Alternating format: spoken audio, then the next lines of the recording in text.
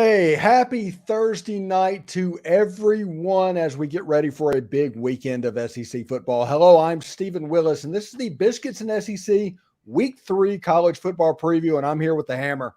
And we're going to talk about the big games of the weekend and plus the storylines that are going on. How are you doing, Hammer?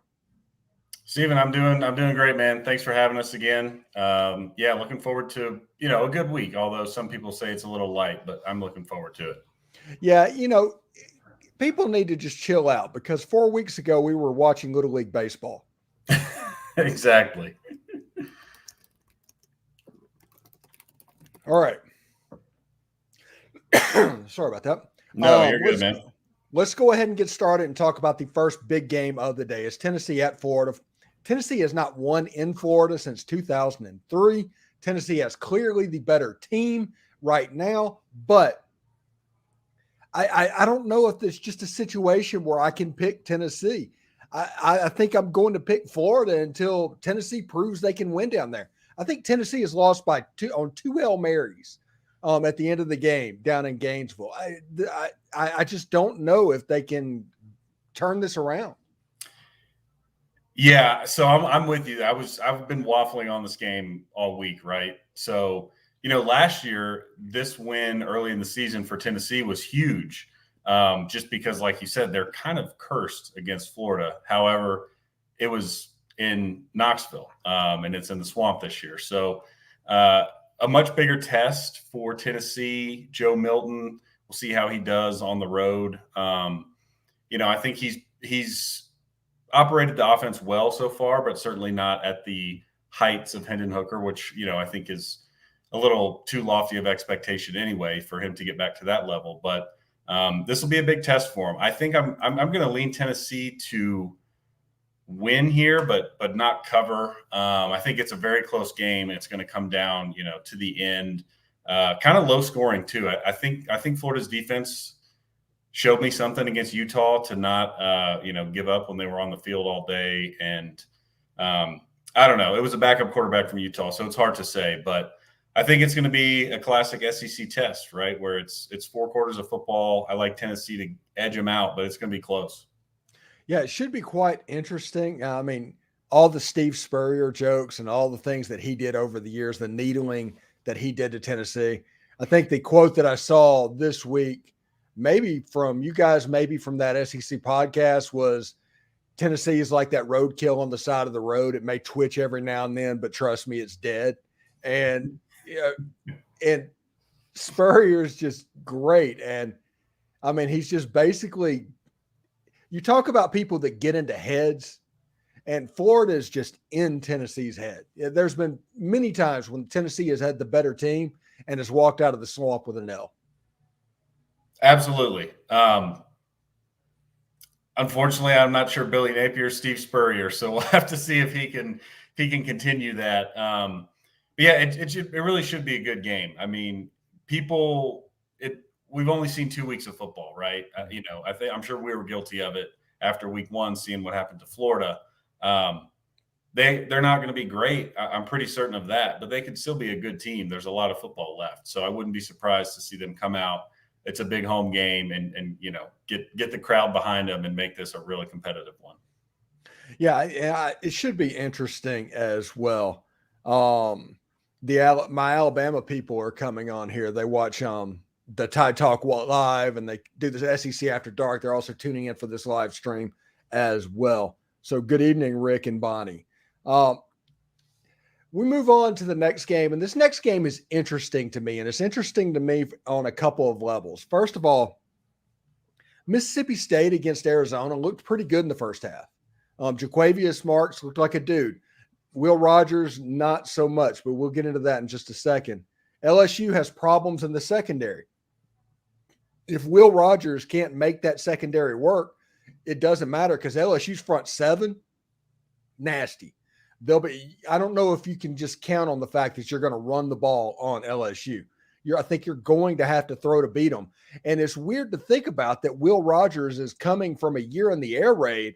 And now you're like, well, can Mississippi State throw the ball enough to deal with a suspect secondary? It's just bizarre. It's totally bizarre. And like you said, a total flip flop, right? So I was looking at the stats earlier when I was writing our preview for this game. Will Rogers, through 2 games, has thrown the ball 46 times, which sounds like one game, for what he used to do under Mike Leach's air raid. And they, I believe, have ran the ball 78 times. So they're running the ball like 60% of the time. And to your point against Arizona, that kind of stopped working, and they didn't really have much of an answer, surprisingly. Arizona, I believe, turned the ball over 4 times to Mississippi State's 1 last week, and that game still goes to overtime. So you win the turnover battle by that much, but you can't really convert it into points. So, it's an interesting game. That matchup, like you pointed out, right? What is Will Rogers going to be able to do when LSU forces them to throw the ball in this new offense? He's shown he's capable of it in years prior, but it's just a new system, and clearly so far they don't think that I guess he's that comfortable. Yeah, SEC Stat Cat, I think that's his name. He's the guy that does the advanced statistics. Is like Will Rogers is like last in the SEC and throws over 10 yards downfield of the ball in the air. And all of the stuff that we made fun of Will Rogers previously about is still happening. They're throwing the ball less. It's becoming a liability. My hot take hammer that maybe you didn't hear that I've talked about on SEC After Dark is that Mike Wright is the starting quarterback by the Egg Bowl. And that is still in play. Dang, that is quite a hot take. It's absolutely in play, though. Like you said, I mean, it's new coach, new coordinator, new system. If Mike Wright's a better fit, then he's going to end up getting the ball. And I think this week's going to go a long way to figure that out. It's a home game. LSU looked suspect in week 1. They played Grambling week 2, so hard to say, right? So, the jury's out on both of these teams, but certainly Mississippi State here has a lot to prove, just being the home team and this coaching staff wanting to establish themselves. So it should be really interesting. I do think Mississippi State will be able to keep it competitive. I think their defense is pretty solid. It kind of just, to me, it's a quarterback battle, right? If Jaden Daniels plays well on the road and is able to get the ball and push it downfield accurately, I think LSU will win. And then on the flip side, we've already talked enough about Will Rogers. So if he can put something together, because they're going to need him, they'll keep it close. But I'm not sure Mississippi State, has the horses here. As we just mentioned with Florida, I think LSU is a team that, they got whooped in week 1 by a good team. But I do think they're still good, and they're going to figure some things out, similar to how they did last year, where they have some hiccups early, but still a good football team. Yeah, my question with LSU is in the back end of the defense. And that if you have a secondary playing against people that can expose you, that is going to be problematic. Right. Like against Florida State, Keon Coleman and Johnny, I forget his last name.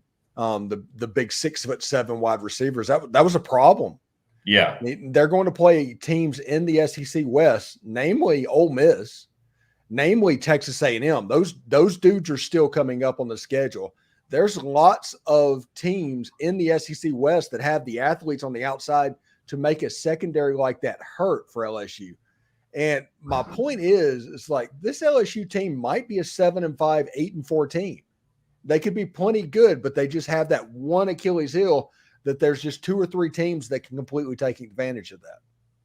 Yeah, and I think you could say that, at this point, I could see that happening to most teams in the West. I really don't know just 2 weeks in who is head and shoulders above. You could make a case, for certain teams, but at the end of the day, I think it's going to be a really competitive and really tight division race on that side, with, Georgia being on the others, not very close. But I think the West will be really fun and really competitive. All right, let's go to the next game, South Carolina and Georgia. Now, this game, South Carolina, their offensive line struggled to block Furman.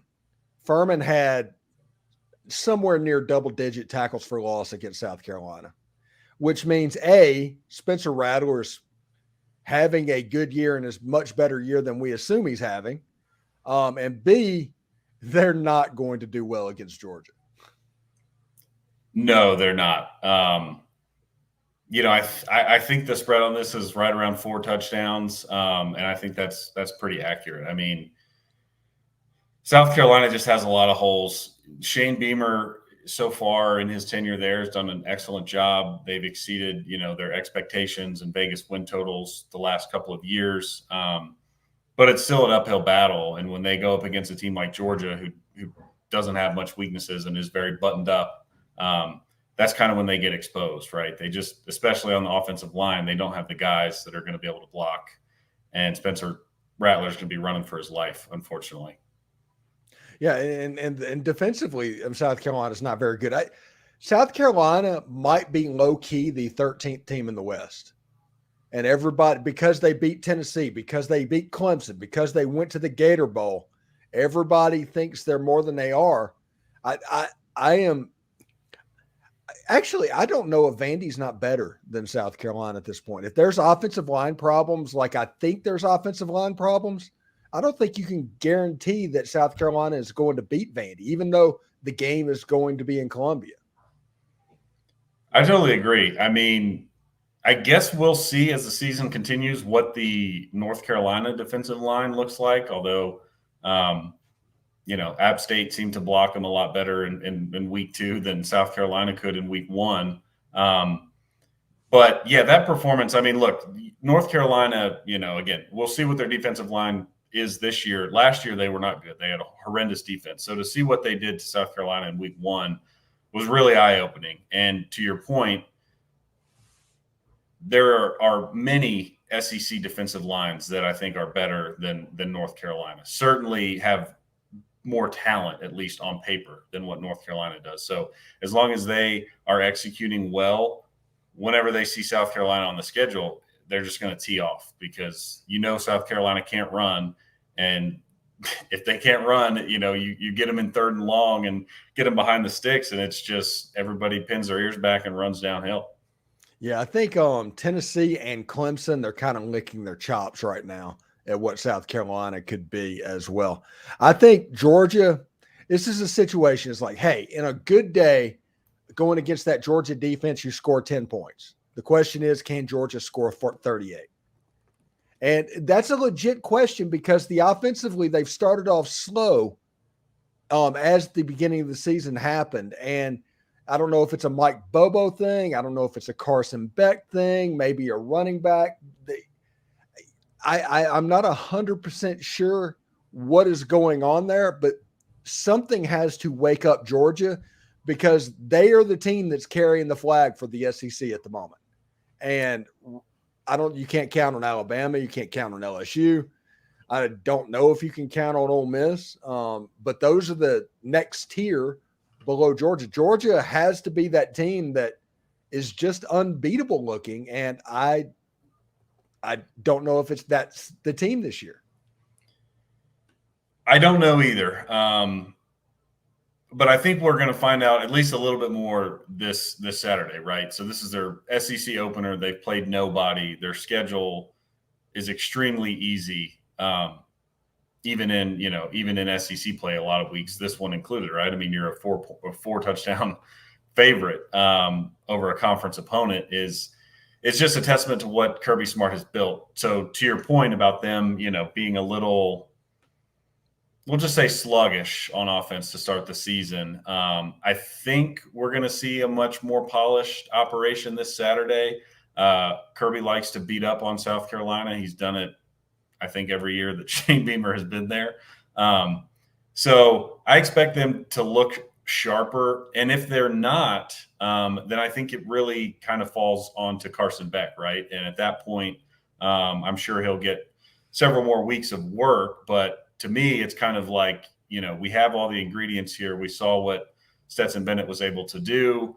If we're really not operating efficiently here, they have depth at quarterback, and they could go to somebody else if Beck isn't getting the job done. And those are the main 3 games of the weekend. A lot of people are going to complain about football. Like I said, 4 weeks ago, we were watching the Little League World Series, and we were excited about it. Do not complain about football. And weekends like this gets a little bit squirrely. And one game where I don't know if it has a chance to get squirrely. So Alabama fans in the thread, don't hear me saying that. But Alabama has this week to get stuff fixed because it gets real for them next week. It honestly got real before the Texas game, but they messed that one up. Now in conference play, what's going on? The Ole Miss game is the start off, and this is the get right game. Is the answer Jalen Milroe? Man, I don't think so personally. I think Jalen Milroe, outside of very serious improvement in the downfield passing game, is not a guy who's going to get you to where Bama wants to go, right? Meaning Atlanta for the SEC title, college football playoff berth. Is he a guy that can win 8, 9, 10 games? Yeah, I could see that. But I think you saw his limitations against Texas, right? Where you're playing a really good team who can match you athletically and physically in most positions. You need to have a difference maker at quarterback in those games. And on that night, it was Quinn Ewers, and Jalen Milroe was really a detriment. I mean, those 2 turnovers are pretty inexcusable.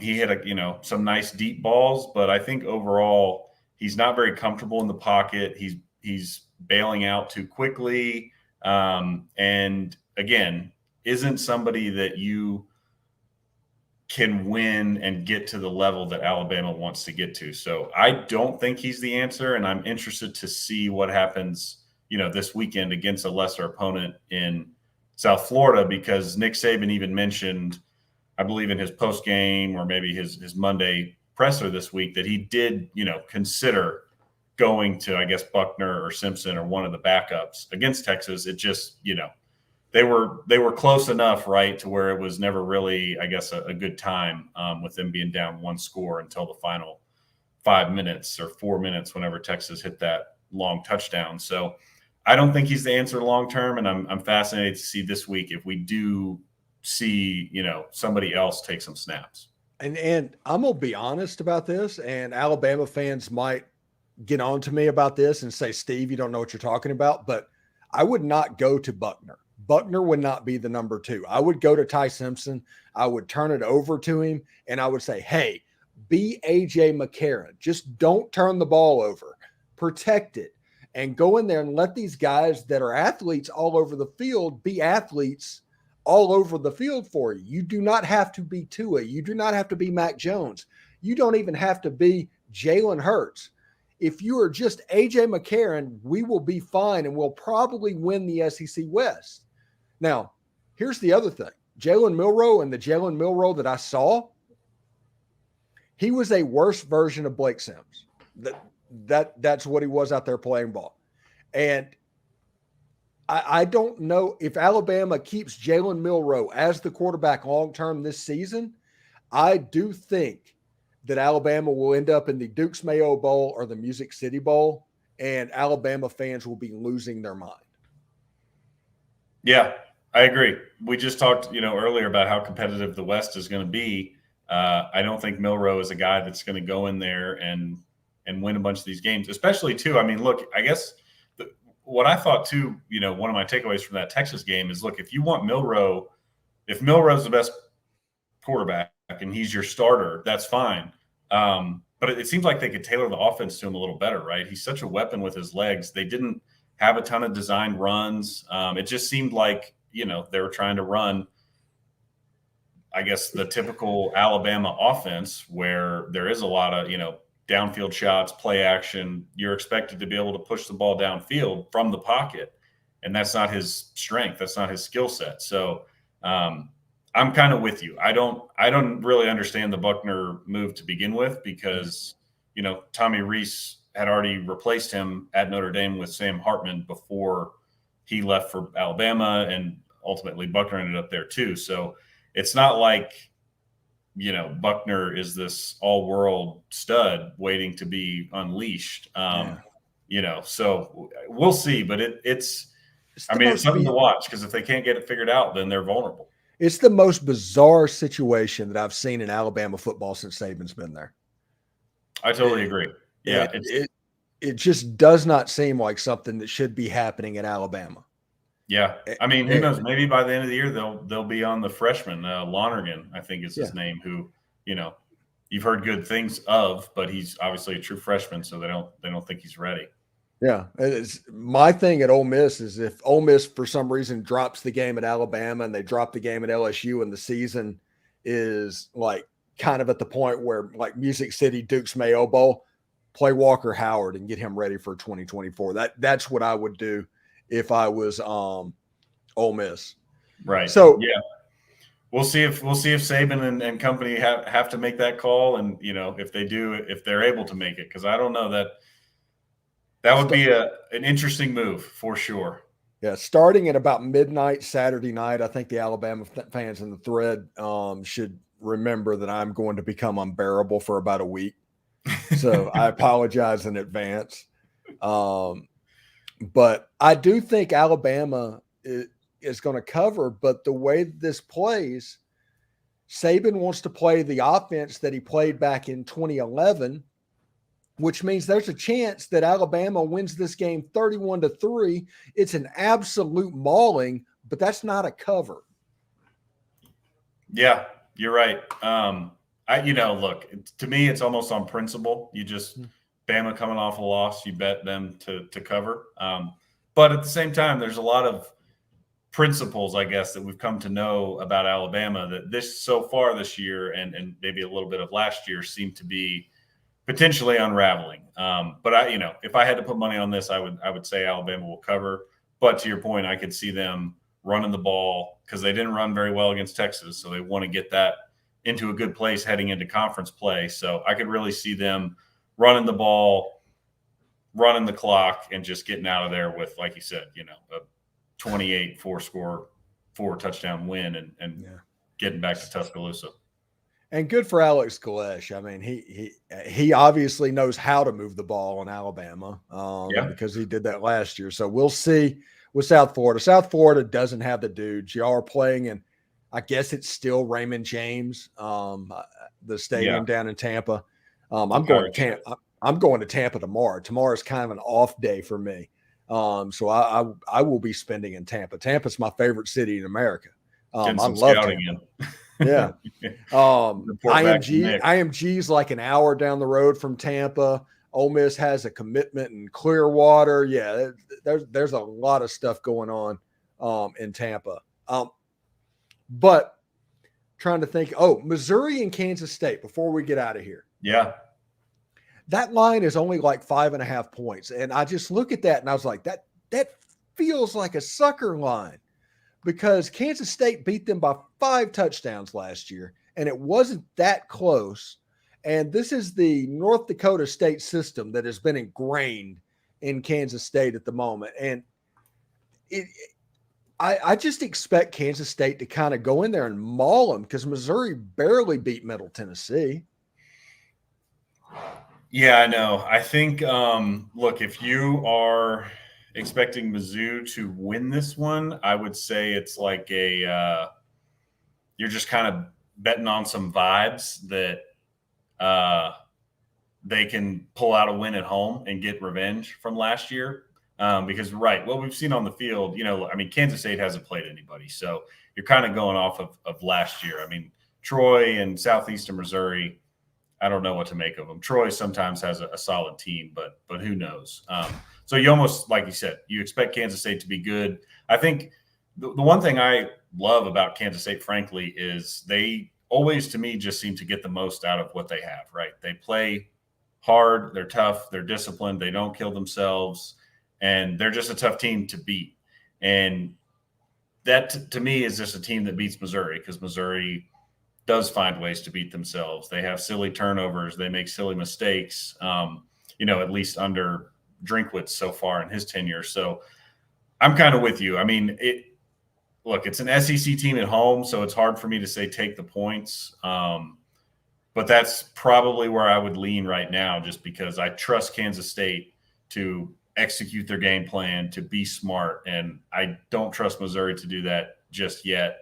And I don't trust their quarterback. I think Walker Howard at Kansas State is much better than Brady Cook. So I like them in this matchup. Yeah, it absolutely bizarre. Now, real quick, we're only 2 weeks into the season, so I preface that we're only a sixth of the way through that, and no team has played a conference game at this point. So that's the beginning. But who can win the SEC West? I think Alabama, of course. I think you have to still say LSU based just on what they did last year. I wouldn't count out Ole Miss, and that's probably it. Some people will say A&M. Obviously, I went to A&M. I don't think they are a team that you can count on to do that. What happened to that A&M secondary? I have no idea. Because that was the strength. That's what they did last year. Last year it was run defense was the problem. Right. So I'm starting to think, and I've seen this thrown out, on Twitter in various places, that part of the reason A&M's pass defense last season was so good is because their run defense was so bad and teams were just running the ball down their throat rather than throwing. So it's possible there's a little bit of that going on. Beyond that, we could go all day about the issues A&M had. I will say, when it comes to the secondary, as bad as they looked, a lot of that was simply bad tackling, right? Whether they can fix that or not is up in the air.